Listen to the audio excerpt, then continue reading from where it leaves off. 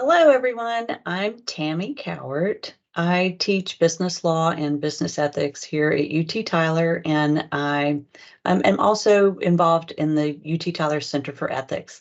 And I want to talk to you today about 5 steps that are helpful for you in creating and then managing your projects. So, first of all, I think what's really important is for you to understand what is your goal? What do you really want to accomplish as you work towards this particular project that you have? So, in order to understand sort of what is your goal, it's in the beginning important to understand what is the need. What need are you trying to meet? And we'll take an example of a campus beautification project, let's say. So, if you think, oh, I think it would be great if we engaged in a project where we wanted to beautify things on our campus. You might sit down with others in your group and look around and say, well, our the grounds around our building don't look very nice, and so there's a need. We want students or faculty and others and around the school to feel like it's a pretty place to come. So that may be the need that you identify. And then secondly, what is the scope? So are you just going to focus on the high school, or are you going to have a little larger scope? Maybe you're going to focus on the elementary school and the high school. Maybe your scope is actually even larger than that, and you think, well, we want to do a beautification project in our city. Or do you want to do something on a state level, or maybe even on a national level, if you're really ambitious? So it's important to understand what is the scope of your project. Then the third piece in this first step is determining who needs to be involved. And so there are some things that you may decide to engage in where you may need additional people involved. So you may need, for our campus beautification example, you might need someone who's involved in groundskeeping. Maybe the school does have a landscape company, so you would need to involve them.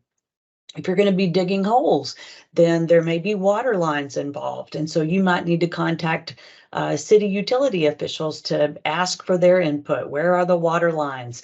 So it's also important when you're defining your goal and what you want to do to know who needs to be involved. And then finally, as we get to the end and we talk about measuring our outcomes, you need to know who's going to benefit from this. And so again, that's going to depend on the need and the scope. And when you look at, is this going to be just for the school? Is just going to be for, is it on the playground, let's say at the back of the school? Because then, maybe fewer people will benefit. If you're going to do campus beautification at the front of the school, then maybe you'll have a greater number of people who could benefit from your project. Secondly, once you've determined what the goal is and who needs to be involved, then you need to create some action items for that.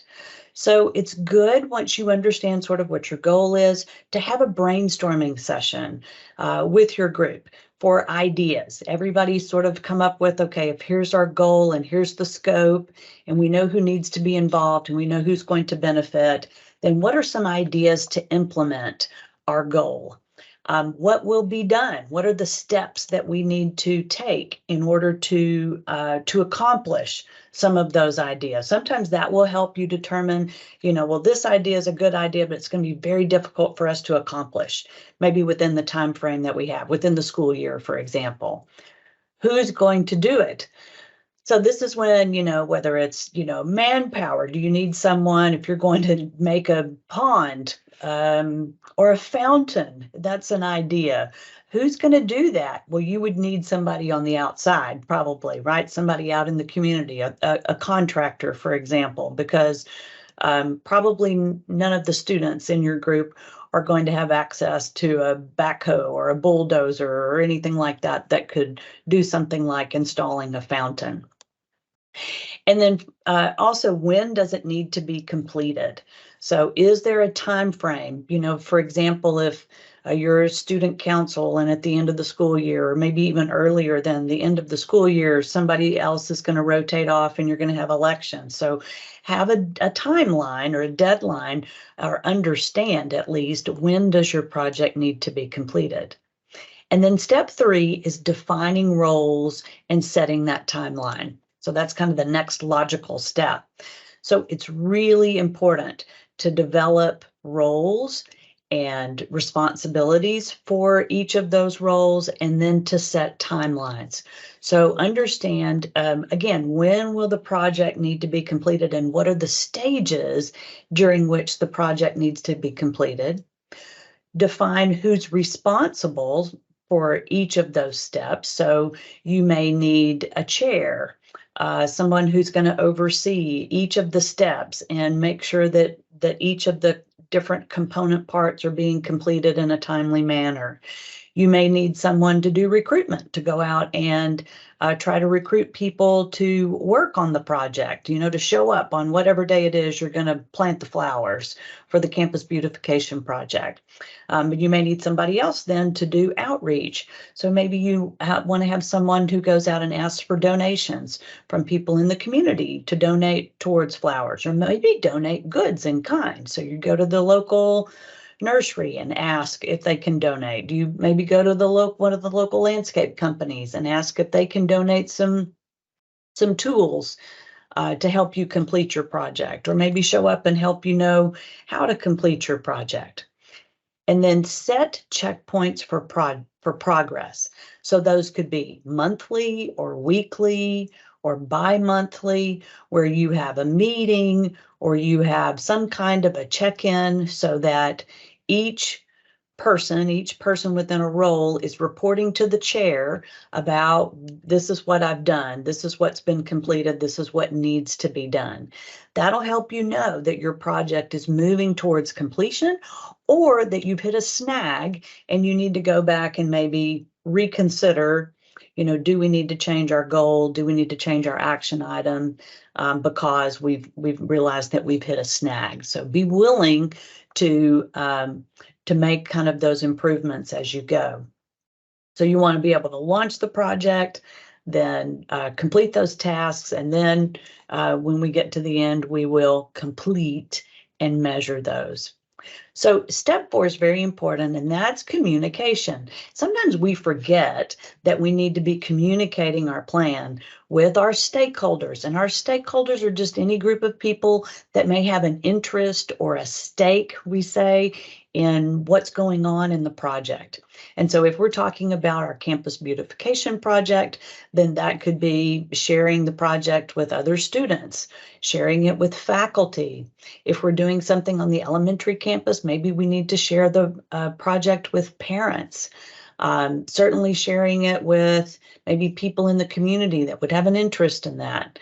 The local garden club, for example, might be a good stakeholder to share our beautification project with. So communicate the plan with them, because you never know when they may have one of those stakeholders may have some feedback or some input that would be really important to your ability to carry out the project. And then communicate with each other.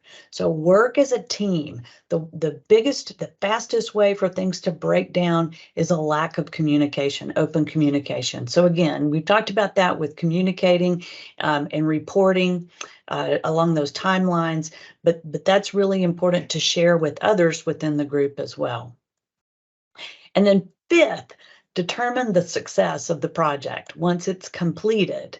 So it's important to communicate your success of your projects with others, that you are measuring outcomes. And a lot of times we think about outcomes as being, things like dollars raised, if it's a fundraising project, for example. And that's very much a good measurable outcome. But there are other outcomes that are really often equally as important.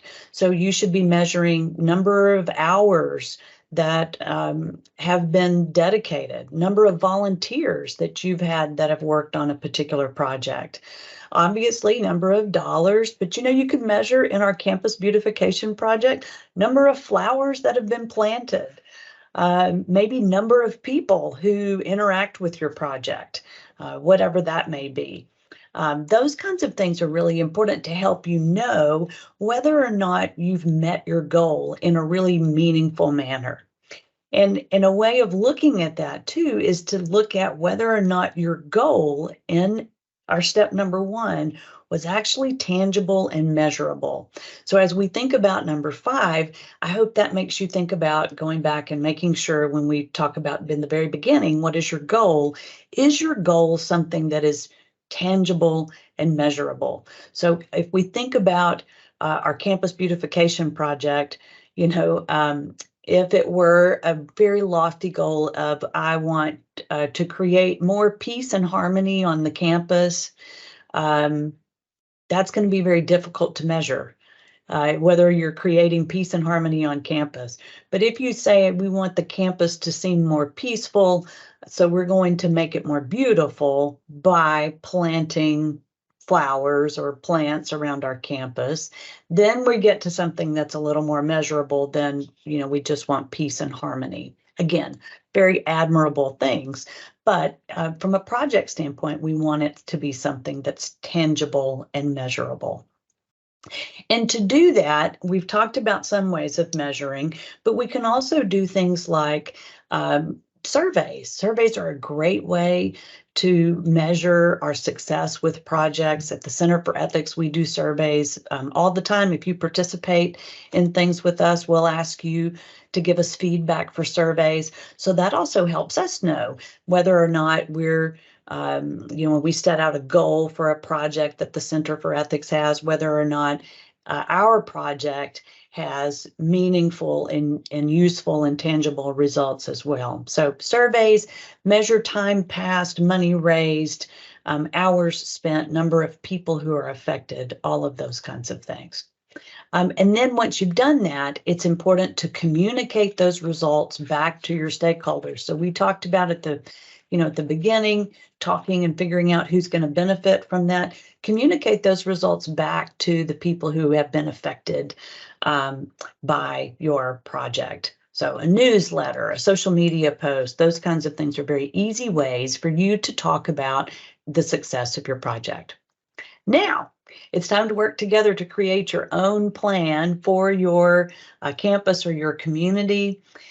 So think through those 5 steps that we've talked about and come up with a project that you can complete over the next few months. And then you'll record a 10-minute presentation about your plan. Be creative in the way that you present the information to us, because we will we'll watch them when we all come back together in the spring. Make sure your presentation is professional, not that everybody has to wear suits, but use good lighting and a good background and speak clearly for us so that we can hear you. And you'll be invited back to campus in the spring to present your project and the outcomes of your plan. And we really look forward to seeing all of them.